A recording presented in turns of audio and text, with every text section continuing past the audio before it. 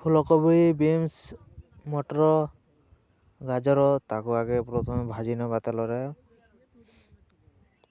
ପୁରା ଭାଜି ନେବା ପୁରା ଲାଲ ହେବ ସିଝି ଯେ ପର୍ଯ୍ୟନ୍ତ ସିଝି ନାହିଁ ସେ ପର୍ଯ୍ୟନ୍ତ ତାକୁ ଭାଜିବା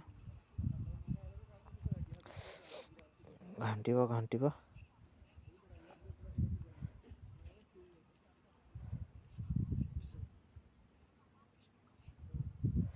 ପୁରା ଘାଣ୍ଟନ୍ତୁ ଯେ ପର୍ଯ୍ୟନ୍ତ ସେ ଲାଲ ନ ହେଇଛି ନ ସିଝିଛି ଯେ ପର୍ଯ୍ୟନ୍ତ ଘୋଡ଼େଇ ଦିଅନ୍ତୁ 2 ରୁ 3 ମିନିଟ୍ ଆଉ ଜାଳ ଟିକେ କମ୍ କରନ୍ତୁ।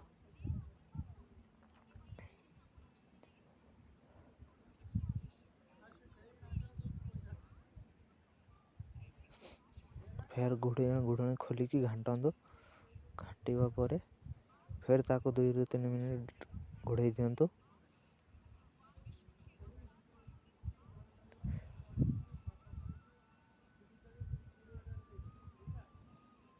ଆଉ ଭାଇମାନେ କେମିତି ଅଛନ୍ତି?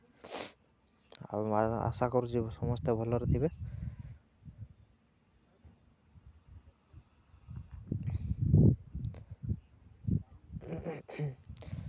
ଆଉ 2 ରୁ 3 ମିନିଟ୍ ଘୋଡ଼େଇଲା ପରେ ହାଲକା ଲାଲ ହେଇଗଲାଣି କୋବି ବିନ୍ସ ଗୁଡ଼ା।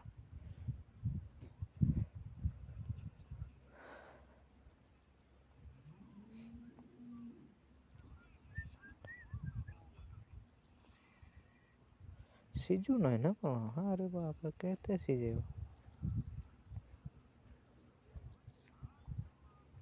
ଲାଲ ହେଇଗଲାଣି।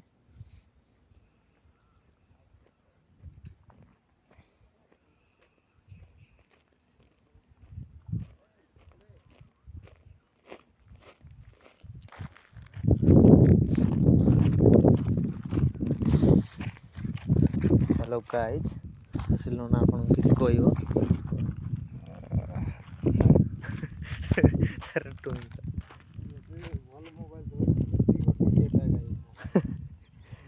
ଆଉ ଦିଅ ଗୋଟେ ମୋବାଇଲ ଗୋଟେ ହେଲେ ଦିଅ।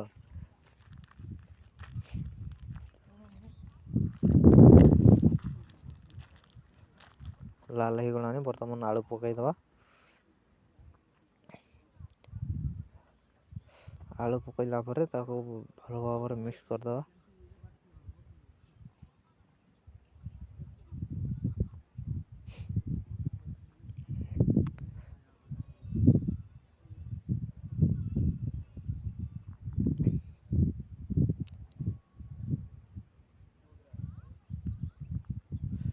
ମିକ୍ସ କରିଦେବା। ମିକ୍ସ ହେଇଗଲା ପରେ ଫେର ତାକୁ ଘୋଡ଼େଇ ଦେବା। ଲୁଣ ଟିକେ ଦେଇଦେବା। ଆବଶ୍ୟକ ଅନୁସାରେ ଲୁଣ ପକାନ୍ତୁ। ବେଶୀ ଦେଲେ ଖାଇ ହେବନି ଆଉ କମ୍ ଦେଲେ ଭଲ ଲାଗିବନି। ମିଡ଼ିୟମରେ ପକାନ୍ତୁ।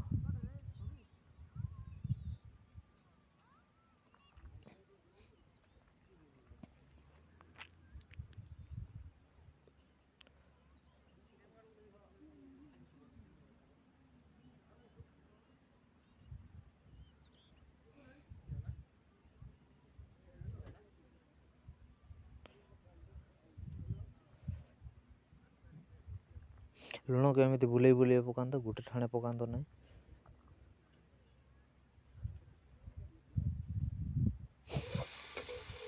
ତାପରେ କିଛି ସମୟ ତାକୁ ଘୋଡ଼େଇ ଦିଅନ୍ତୁ ଘାଣ୍ଟିକି।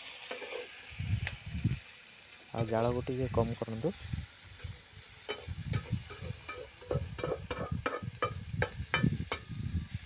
ପୁରା ମସ୍ତ ତେଲରେ ଫ୍ରାଏ ହେବା ପର୍ଯ୍ୟନ୍ତ।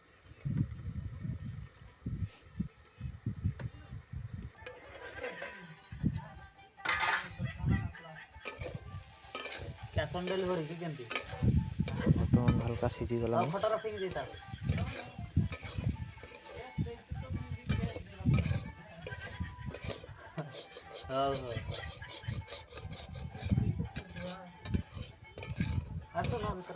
ଲାଗିଯାଉଛି, ସିଝୁନି। ଆଉ ଟିକେ ଘୋଡ଼େଇ ଦେବା।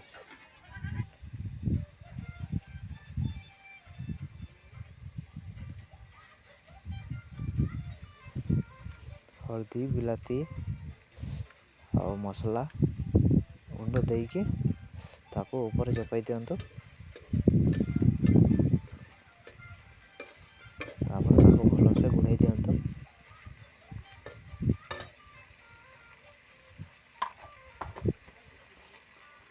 ଘୋଡ଼େଇକି କିଛି ସମୟ ପାଇଁ ଜାଳ ଟିକେ କମ୍ କରିଦିଅନ୍ତୁ ଏବଂ ତାକୁ 2ରୁ 3 ମିନିଟ୍ ଘୋଡ଼େଇ ଦିଅନ୍ତୁ ଯେପର୍ଯ୍ୟନ୍ତ